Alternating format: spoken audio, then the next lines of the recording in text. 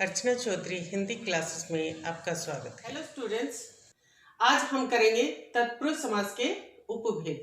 तत्पुरुष समास के 6 भेद होते हैं, जिनके बारे में मैंने अपने पिछली वीडियो में बता दिया है।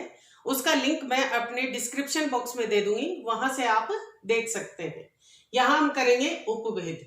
तत्पुरुष समास के उपभेद होते हैं नए तत्पुरुष, लुप्त पद तत्पुरुष, इसके अलावा उपपद तत्पुरुष और अलुप्त तत्पुरुष भी इसमें आते हैं, परंतु हम यहाँ सिर्फ करेंगे नए तत्पुरुष और लुप्त पद तत्पुरुष। नए तत्पुरुष वह समास होता है जिसको नन तत्पुरुष भी कहते हैं, और लुप्त पद वह तत्पुरुष समास होता है जिसको मध्य पद लोपी तत्पुरुष समास भी कहा जाता है। अब हम शुरू करते हैं नए तत्पुरुष। नए तत्पुरुष जैसा कि नाम से स्पष्ट हो रहा है, नए, जिसमें भी नए आ जाए यानी नहीं आ जाए तो वो होता है नए तत्पुरुष। जैसे हम कहें कि उसमें ज्ञान नहीं है, तो ये क्या हो गया कि उसमें ज्ञान का अभाव है, नए है, तो उसमें निषेधवाचक भाव आ गया। और जहां भी नकारात्मकता आ जाती है यानी नए जहां भी आ जाता है तो ये समझ लो कि वह नए तत्पुरुष होता है। और जब आप इसका समस्त पद बनाते हो, समस्त पद या समास बनाया जाता है, तो उसमें ए या अन लग जाता है, तो वो क्या है, समस्त पद भी कह सकते हैं और उसको समास भी कहा जा सकता है। और ये क्या है, समास का विग्रह। जब इसमें विग्रह करोगे तो उसमें लग जाएगा नए, और जब इसका समास बनाओगे या समस्त पद बनाओगे तो उसमें नए की जगह ए या अन लग जाएगा। अब नए या अन कैसे लगता है वो देखिए। नए के बाद जो उत्तर पद आता है, इसमें अगर कोई भी व्यंजन आ जाए या संयुक्त व्यंजन आ जाए, मतलब ये समझिए कि अगर कोई भी व्यंजन आ जाए तो वो क्या होगा कि नए का क्या बन जाएगा, ए। तो जैसे आप देखो, ज्ञान के आगे सिर्फ नए की जगह क्या लग गया, ए, तो वो क्या बन गया, अज्ञान। इसी प्रकार से अगला देखिए, अप्रत्यक्ष।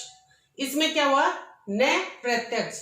तो निषेध होने के कारण ये क्या है, नए तत्पुरुष।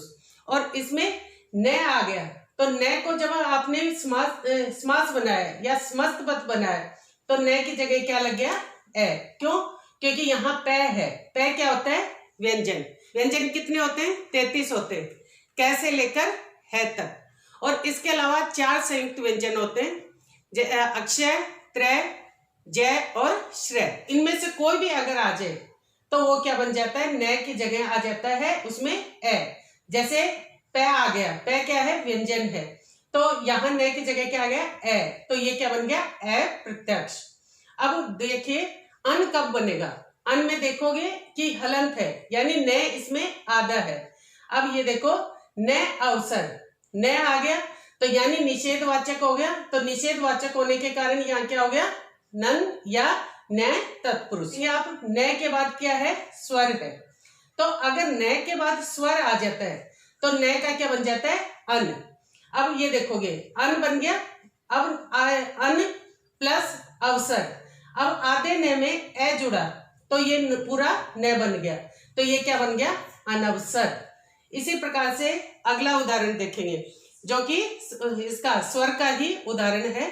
ये इसमें देखिए, नए अधिकार, तो क्योंकि नए के बाद क्या आया, स्वर आया, स्वर क्या है, ए, तो इसमें क्या बन गया, अन। आधे नए में ए जुड़ा तो पूरा नए बन गया, तो ये क्या बन गया, अनधिकार। अब अगला देखेंगे जिसमें व्यंजन है, जैसे नए योग्य। नए योग्य यह क्या है, व्यंजन है, और नए क्या है, निषेधवाचक भाव है। तो निषेधवाचक भाव होने के कारण यहाँ क्या समझ गए आप कि ये नए तत्पुरुष है। और अब जब इसको समास बनाया या समस्त पद बनाया तो इसमें क्या हो गया, नए की जगह क्या लग गया, ए, तो ये क्या बन गया, अयोग्य। अस्थिर, नए स्थिर, तो नए के बाद क्या है, स है। स क्या है, व्यंजन है, तो व्यंजन होने के कारण इसमें क्या बन जाएगा, नए की जगह ए आ जाएगा, तो इसलिए ये क्या बन गया, अस्थिर। नए आचार, नए आचार मतलब नए के बाद क्या है, स्वर, और स्वर आने के कारण क्या हो गया, इसमें अन प्लस आचार, तो नए में आ जुड़ा तो क्या बन गया, नाम। तो ए ना चार, अनाचार। तो इस प्रकार से आप समझ गए होंगे कि अन्य तत्पुरुष क्या होता है। आप इसमें ये विशेष रूप से ध्यान रखें कि विग्रह में इसमें क्या आएगा, न आएगा, और जब आप इसका समास या समस्त पद बनाएंगे तो अगर भी यहाँ न के बाद व्यंजन है तो वो बन जाएगा ए, तो और अगर यहाँ स्वर है न के बाद तो वो बन जाएगा अन। इस प्रकार से आपको मैंने काफी उदाहरणों के माध्यम से इसको समझा दिया है और मुझे लगता है कि आपको अच्छे से समझ भी आ गया होगा। तो ये होता है हमारा न तत्पुरुष या नन तत्पुरुष। अब अगला हम देखेंगे लुप्त पद तत्पुरुष समास। जैसा कि आप नाम से समझ रहे हैं, लुप्त, लुप्त मतलब गायब होना, पद का गायब होना। तो जब किसी समस्त पद में कारक चिन्हों के साथ साथ कुछ अन्य पद भी लुप्त हो जाते हैं तो वह क्या कहलाता है, लुप्त पद समास।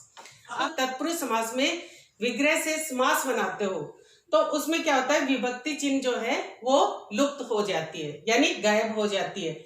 लेकिन इसमें क्या है कि विभक्ति चिन्ह तो गायब होगी, साथ साथ उसके कुछ अन्य पद भी गायब हो जाएंगे, तो वो क्या हो जाएगा, लुप्त पद समास। जैसे दही बड़ा। अब इसमें दही बड़ा है, इसका विग्रह जब हुआ दही में डूबा हुआ बड़ा, तो इसमें क्या होगा, में पूर्व पद के बाद क्या है, विभक्ति चिन्ह, तो विभक्ति चिन्ह तो गायब होगा, साथ में इसके बाद का जितना भी पद है वो सभी भी गायब हो जाएंगे। सिर्फ कौन सा रहेगा, पहले वाला और आखिरी वाला। तो ये क्या बन जाएगा, दही बड़ा। इस प्रकार से आप समझ गए होंगे कि लुप्त पद तत्पुरुष समास क्या होता है, जिस समास में पूर्व पद के बाद जितने भी विभक्ति चिन्ह आते हैं, यानी कारक के जितने भी चिन्ह आते हैं, उनके साथ साथ कुछ अन्य पद भी लुप्त हो जाते हैं, तो वो क्या कहलाता है, लुप्त पद तत्पुरुष समास। अब देखिए कन्यादान, इसका विग्रह देखिए पहले, कन्या को किया हुआ दान। तो जब आपने इसका समास बनाया तो इसमें देखेंगे कि पूर्व पद के बाद विभक्ति चिन्ह को आ गए, और को के बाद जो भी पद है उन सबको हटा दोगे, सिर्फ क्या रहेगा, अंत वाला, अंतिम जो पद है वो रहेगा। तो पहला और अंतिम पद, तो कन्यादान, ये बन गया कन्यादान। और इस प्रकार से ये क्या होगा, लुप्त पद तत्पुरुष समास। एक और उदाहरण देखिए, रसगुल्ला, रस में डूबा हुआ गुल्ला। तो आप देखोगे कि रस यानी ये पूर्व पद है, गुल्ला क्या है, उत्तर पद। इसमें में पूर्व पद के बाद क्या है, विभक्ति चिन्ह में, और में के बाद जितने भी पद आए वो सारे गायब हो गए, और सिर्फ कौन सा रहा, पहला और आखिरी। तो ये क्या बन गया, रसगुल्ला। इस प्रकार से आप समझ गए होंगे कि लुप्त पद तत्पुरुष समास में पूर्व पद में के बाद विभक्ति चिन्ह के बाद जितने भी पद आते हैं वो सब गायब हो जाते हैं, सिर्फ पहला और आखिरी ही पद रहते हैं।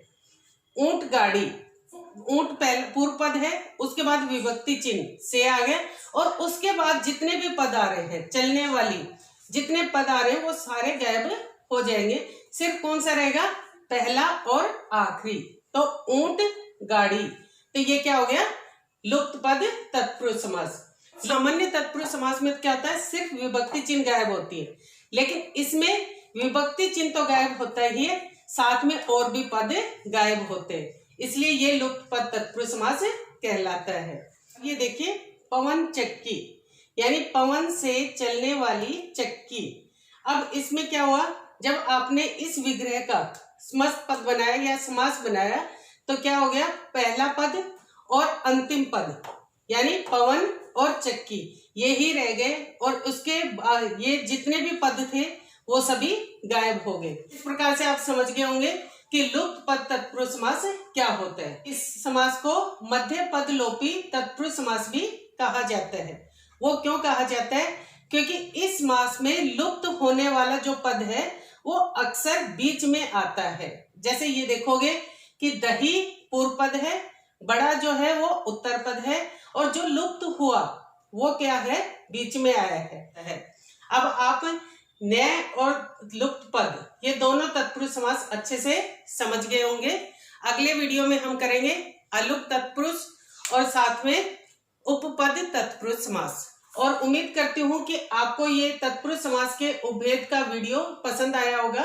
अगर ये पसंद आया हो तो इसे लाइक करें, शेयर करें, कमेंट करें और अगर आपने अभी तक सब्सक्राइब नहीं किया है तो नीचे लिखे हुए सब्सक्राइब बटन को दबाकर इसे सब्सक्राइब करें। धन्यवाद।